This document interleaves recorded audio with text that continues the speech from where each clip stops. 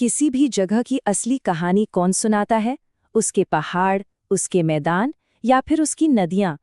नदियाँ सिर्फ पानी का बहाव नहीं होती, वो तो किसी भी इलाके की जीवन रेखा होती हैं।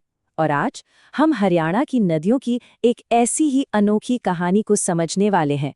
एक ऐसी कहानी जो दो बिल्कुल अलग दुनियाओं को एक साथ ले आती है। तो ये कहानी शुरू होती है एक बहुत ही पुराने ग्रंथ से। महर्षि वेदव्यास ने वामन पुराण में जिक्र किया है कि हरियाणा से होकर एक दो नहीं बल्कि पूरी 9 नदियां बहती थीं। जी हाँ, 9। और यहीं से ये कहानी एक दिलचस्प मोड़ ले लेती है। अगर पुराने जमाने में 9 नदियां थीं, तो भाई आज वो कहाँ चली गईं? ये एक ऐसा सवाल है जो हमें सीधा हरियाणा के भूगोल की एक बड़ी पहेली पर लाकर खड़ा कर देता है। इस पहेली का जवाब हरियाणा के भूगोल में ही छिपा हुआ है।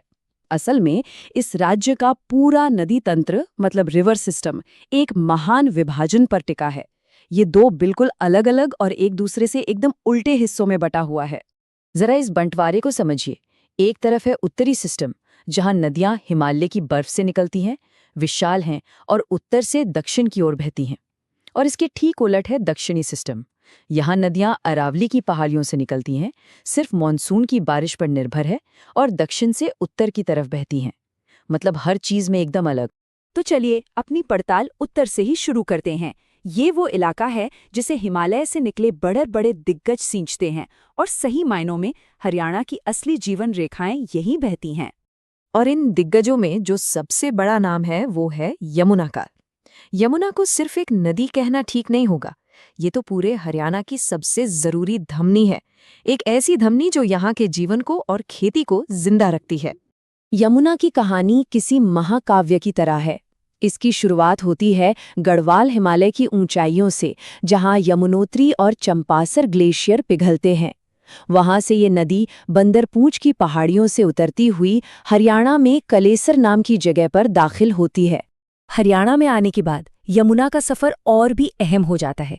ये नदी राज्य की पूर्वी सीमा पर करीब करीब 320 किलोमीटर तक बहती है और उत्तर प्रदेश को हरियाणा से अलग करती है। ये सिर्फ पानी का बहाव नहीं, एक जीती जागती प्राकृतिक सीमा है। यमुना की पहचान भी बड़ी दिलचस्प है। एक तरफ इसे सदा नीरा यानी हमेशा बहने वाली और पवित्र कालिंदी जैसे नामों से जाना जाता है, तो वहीं दूसरी तरफ ये बहुत दुख की बात है कि प्रदूषण की वजह से आज इसे खुला नाला तक कह दिया जाता है। उत्तरी सिस्टम में एक और नाम है जो रहस्य और इतिहास से घिरा हुआ है। वो है सरस्वती नदी। ये वैदिक काल की एक बहुत ही पवित्र नदी थी जो कभी इसी जमीन पर बहती थी, लेकिन आज ये खो चुकी है। इसकी कहानी इतिहास में एक गहरी परत जोड़ती है। यमुना के बाद उत्तरी सिस्टम की दूसरी सबसे जरूरी नदी है घग्गर। लेकिन ये यमुना जैसी बारहमासी नहीं है। घग्गर हरियाणा की सबसे अहम मौसमी नदी है और ये अपने अनप्रिडिक्टेबल मतलब अस्थिर स्वभाव के लिए जानी जाती है।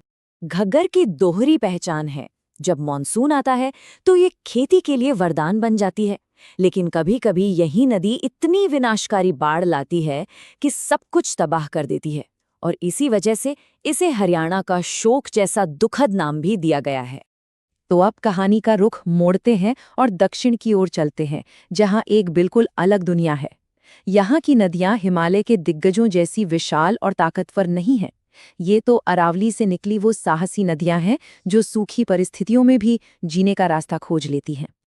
और इन दक्षिणी नदियों की कहानियां भी बड़ी अनोखी हैं, जैसे कि दोहन नदी को ही लीजिए। पौराणिक कथा कहती है कि इसका जन्म एक ऋषि की पत्नी के आंसुओं से हुआ था। ये कहानियां यहाँ के भूगोल को संस्कृति और इतिहास से जोड़ती हैं। दोहन के अलावा यहाँ कृष्णावती और इंदौरी जैसी दूसरी जरूरी नदियां भी हैं।